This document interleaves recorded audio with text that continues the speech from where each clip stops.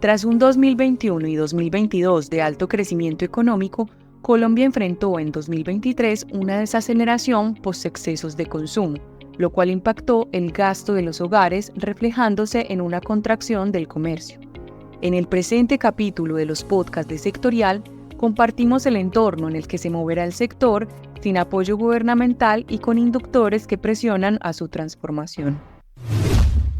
Si bien los salarios en el 2023 crecieron por encima de la inflación, lo que en teoría llegaría a aumentar el poder adquisitivo y por ende el comercio o el consumo se dinamizaría, resulta que la variable que también induce a las compras, que es el uso del crédito, el endeudamiento, el acceso al mismo, tuvo una marcada caída en el 2023. Esto al final generó que el comercio generará una disminución en su PIB del orden del 2,8% y cuando miramos las ventas directas estamos hablando de una disminución del orden del 4,4%.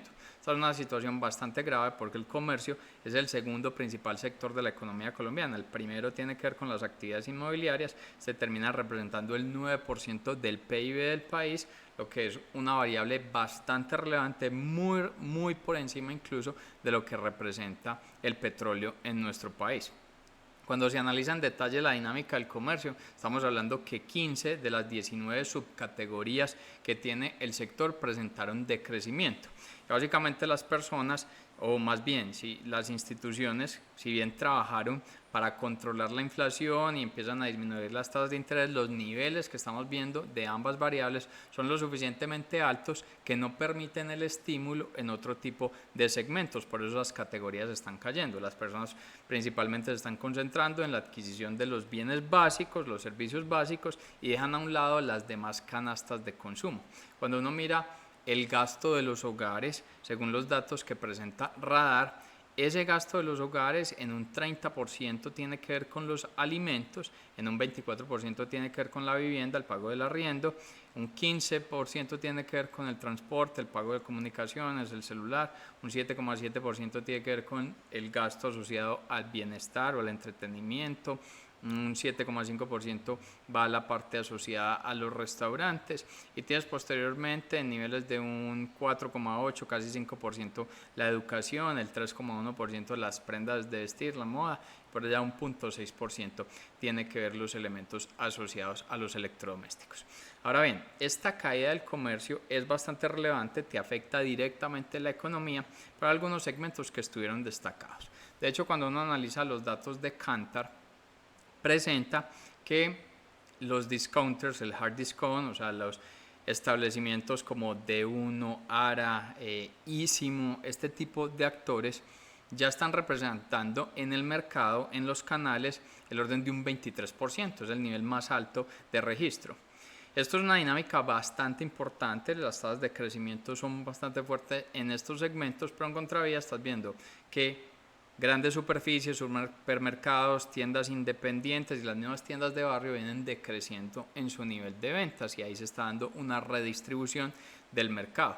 De hecho, las tiendas de barrio han mostrado unas disminuciones en sus ventas anuales del orden del 14%, marcado por estos elementos adversos económicos, pero adicionalmente por un encarecimiento de los precios asociado a la creación de nuevos tipos de impuestos, lo denominado impuestos saludables, que van directamente y graban la parte de gaseosas, graban los embutidos, que terminan siendo algunos de los elementos relevantes en las tiendas de barrio. Ahora bien, no todo es malo. Cuando tú revisas los datos de ACE Colombia, que es el gremio que revisa los indicadores asociados a los centros comerciales, nosotros tenemos en nuestro país alrededor de unos 43.200 locales dentro de los centros comerciales. Esos locales, el 9,2% registró vacancia en el 2023. Es un dato alto, sin embargo, veníamos de vacancias del 11%, entonces está recuperándose ese nivel de ocupación. Por otro lado, otro segmento destacado tiene que ver con las ventas digitales. Estas ventas digitales están creciendo a tasas del 12,6%, el año pasado lo hicieron a este nivel, estamos hablando de más o menos unos 370 millones de transacciones que se están haciendo anualmente y en dinero esto está representando 62,1 billones de pesos. Esos son los segmentos relevantes donde hay elementos importantes o destacados en el frente del comercio. Sin embargo, lo agregado sigue estando de manera negativa y eso lo muestra la confianza del consumidor, que cuando la analizas está en 8,7 puntos de forma negativa y viene negativa desde más o menos el 2019. Ahora bien, ¿qué va a pasar a futuro en el sector? Nosotros desde sectorial tenemos dos elementos donde analizamos los comportamientos futuros. Uno tiene que ver con el índice de riesgo sectorial, que marca y califica el desempeño de los sectores. Si ese desempeño de los sectores está bastante bajo, pues le va a tomar tiempo una recuperación. Cuando hablamos del sector comercio, nuestro índice de riesgo sectorial tiene una calificación, o cerró el año pasado con una calificación de 37,9 puntos. Esa calificación va de 0 a 100, donde 100 puntos es el mejor desempeño en un sector, sectores donde los riesgos son bastante bajos, sectores que están creciendo, que están generando utilidades. 0 puntos es el peor desempeño, es decir, sectores que caen en ventas, que a futuro no se ve que vayan a tener una recuperación, un crecimiento en ventas y adicionalmente están generando pérdidas. Comercio está en 37,9 puntos, es decir, una posición desfavorable. Y esta posición desfavorable se llegó a ella en más o menos un poquito más de unos 2 años, porque cuando estábamos parados en septiembre del 21, la calificación de este sector era de 62,5%, era uno de los que estaba teniendo uno de los mejores desempeños. ¿Cómo pasamos del 62,5 puntos a 37,9? Estamos viendo que después de pandemia la economía generó un sobreexceso de consumo y ese sobreexceso de consumo en la actualidad se está pagando. Entonces, va a costar, se va a recuperar paulatinamente a medida que esa inflación, esa tasa de interés ceda, la dinámica del gasto de los hogares se recupere y entonces lo que veremos de una recuperación mucho más rápida son los bienes que son los bienes de primera necesidad y los bienes que no son de alto valor. Ahí vamos a ver la recuperación. Y otro de los elementos que hacemos para mirar las tendencias a futuro tienen que ver con los mapas de transformación. Al interior de sectorial venimos trabajando en la creación de una plataforma que se llama ODA, donde en un solo lugar vamos a tener todos los datos que muestran cuál es la situación actual y la situación futura de los sectores para ayudar a trazar las hojas de ruta de las empresas. En ese trazar en las hojas de ruta, nosotros desde sectorial creamos algo que se llaman los mapas de transformación. Comercio es un sector que se tiene que transformar. Cuando analizamos sus mapas de transformación, y esto lo vamos a involucrar en ODA, y por eso los invito a que se mantengan al tanto de www.sectorial.co con todas las novedades y las suscripciones que estamos presentando. Cuando miramos los mapas de transformación de comercio, comercio va a necesitar trabajar mucho más en compras sostenibles, es el cambio que está pidiendo este sector o que debe tener el sector. Trabajar muy fuerte en los elementos de ciberseguridad. Tiene que hacer un trabajo intensivo en logística y logística personalizada.